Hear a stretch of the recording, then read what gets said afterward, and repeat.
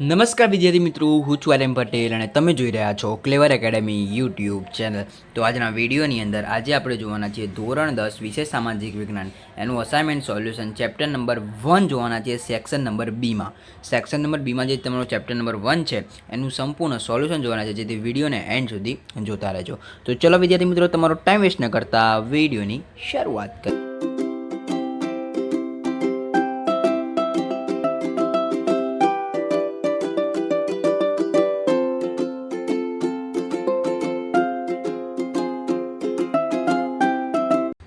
તો વિદ્યાર્થી મિત્રો, આપણે સેક્શન નંબર બીની અંદર ચેપ્ટર નંબર 1ની અંદર પહેલો તમારો ક્વેશ્ચન છે કે ભારતની રાષ્ટ્રમુદ્રામાં દર્શાવેલા પ્રાણીઓના નામ શોધીને લખવાના છે.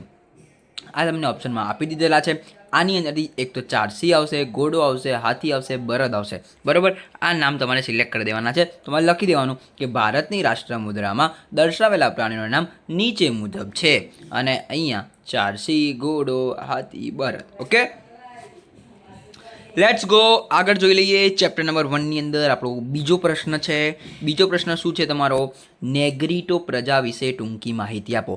અથવા તમને એક બીજો એવો પ્રશ્ન પૂછાય કે નેગ્રીટોની શારીરિક વ્યવસ્થા સમજાવો. એટલે કે તમને બે પ્રશ્ન એક જ જવાબ છે બંનેનો. બરાબર, મોસ્ટ આઈએમપી શું છે? Most IMP. બોર્ડ માટે મોસ્ટ આઈએમપી, ફર્સ્ટ એક્ઝામ માટે બી મોસ્ટ આઈએમપી થઈ જશે. તો જો એનો આપણે જવાબની આપણે વાત કરી લઈએ તો પહેલો છે નેગ્રીટો ભારતની સૌથી પ્રાચીન નિવાસી પ્રજા માનવામાં આવે છે. નેગ્રીટો શું છે? એ નિવાસી પ્રજા છે. બરાબર. બીજું, ક્યાંથી આવ્યા હતા? તો આફ્રિકામાંથી બલુચિસ્તાનના રસ્તે થઈને આવ્યા હતા. પહેલું એક તો નેગ્રીટો આવે એટલે શું? ભારતની સૌથી પ્રાચીન નિવાસી પ્રજા છે, નિવાસી. અને બીજું, આફ્રિકાના બલુચિસ્તાનના રસ્તે થઈને ભારતમાં આવ્યા હતા નેગ્રીટો. બે વસ્તુ યાદ રાખવાની. ત્રીજી વસ્તુ શું છે? શારીરિક રીતે તેઓ શ્યામ વાન ધરાવતા હતા, અને એમની ઊંચાઈ કેટલી હતી? 4 થી 5 ફૂટ. માથા પર વાંકડિયા વાર એમની શારીરિક વિશેષતા હતી. હવે તમને એવું પૂછાય કે શારીરિક વિશેષતા સમજાવો, તો તમે આ બે મુદ્દા લખી શકો છો.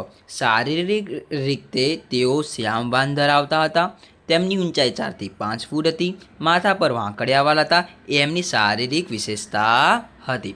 સ્ક્રીનશોટ લેવો તો લઈ લેજો નેગ્રીટો વાળો. બરાબર. એવું નથી કે આપણે અસાઇનમેન્ટનું ખાલી સોલ્યુશન જ જોઈશું, જોડે જોડે સમજાવવાનો બી પ્રયત્ન કરીશ, જેથી જોતા રહેજો. ઓકે. ભારતમાં એક સમન્વયી સંસ્કૃતિનું સર્જન થયું, આ વિધાન સમજાવો. ઓકે, તો પહેલો મુદ્દો છે, પ્રાચીન કાળથી ભારતમાં અનેક વિદેશી પ્રજાઓ આવી અને ભારતીય પ્રજા સાથે ભળી ગઈ.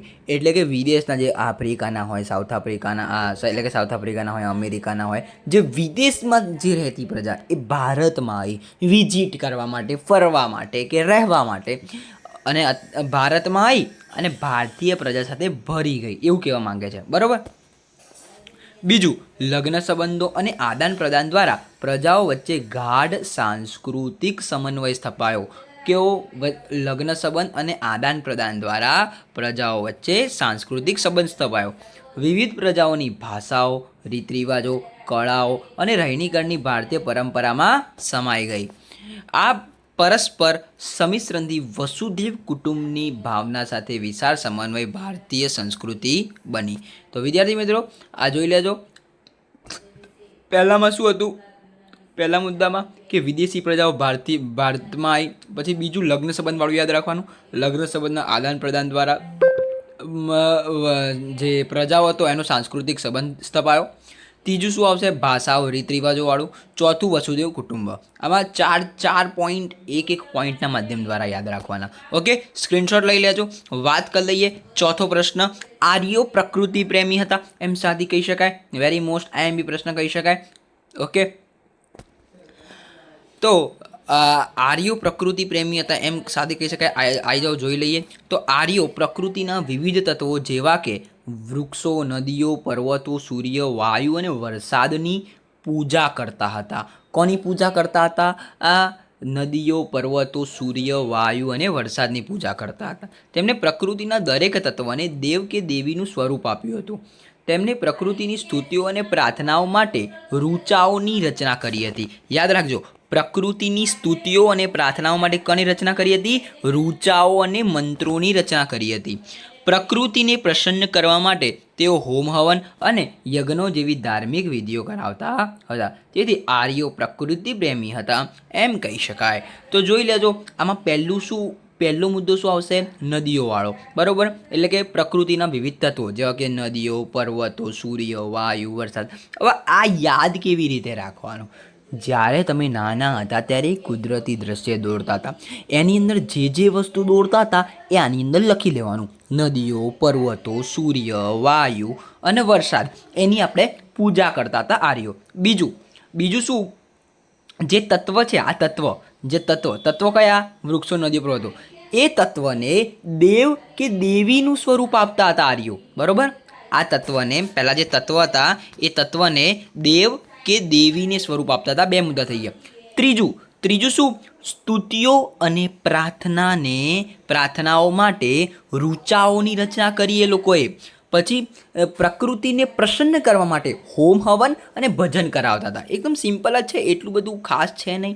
જેથી આર્યો પ્રકૃતિ પ્રેમી હતા એમ કહી શકાય. જોઈ લેજો, સ્ક્રીનશોટ લઈ લેજો. બરાબર, સિમ્પલ જ છે. 5મો પ્રશ્ન જોઈએ.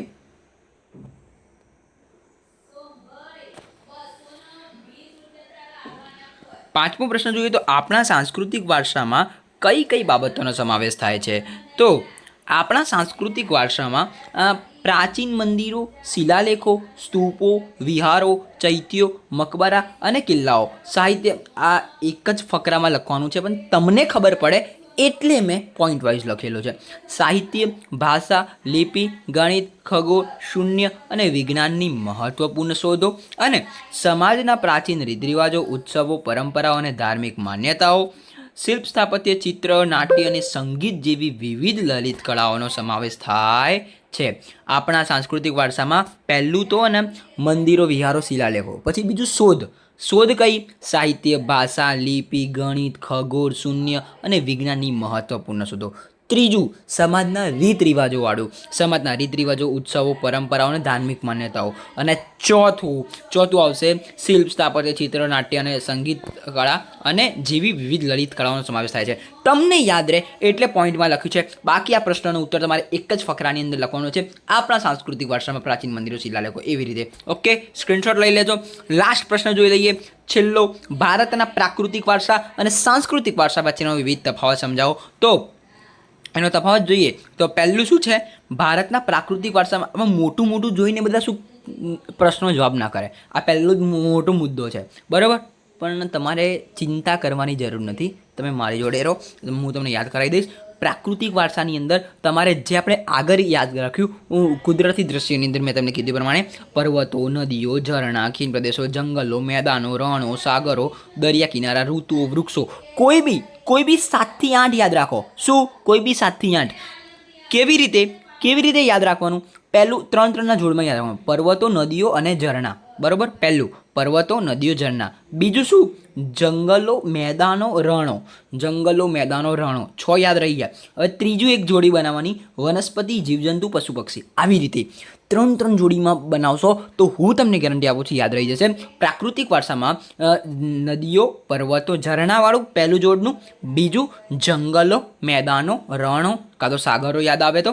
પછી વનસ્પતિ, જીવજંતુ, પશુ પક્ષી.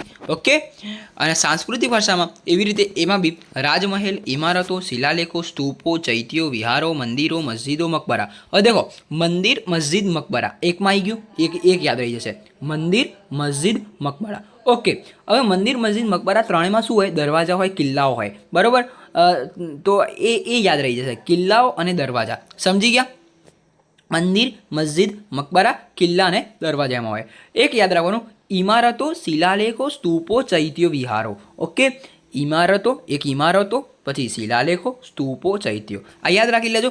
6 થી 7 ખાલી યાદ રાખવાના છે. એક તો મંદિર, મસ્જિદ, મકબરા. મંદિર, મસ્જિદ, મકબરામાં શું હોય? કિલ્લાઓ હોય અને દરવાજા હોય. કિલ્લા, દરવાજા. અને પછી ઇમારતો, સ્તૂપો, ચૈત્યો, વિહારો, જે તમને યાદ આવે છે. પછી બીજો મુદ્દો શું છે? પ્રાકૃતિક વારસો પ્રકૃતિએ સર્જેલો છે અને સાંસ્કૃતિક વારસો માનવ સર્જિત છે. બરાબર, તે પ્રકૃતિ તરફથી અમૂલ્ય ભેટ છે. આમાં તે પૂર્વજો તરફથી મળેલી અમૂલ્ય ભેટ છે. તેણે સાંસ્કૃતિક વારસાના ઘડતરમાં અમૂલ્ય ફાળો આપ્યો છે. તેને વિકાસ ઐતિહાસિક યુગોની સાથે થયેલો છે. ઓકે, તો આ સ્ક્રીનશોટ લઈ લેજો.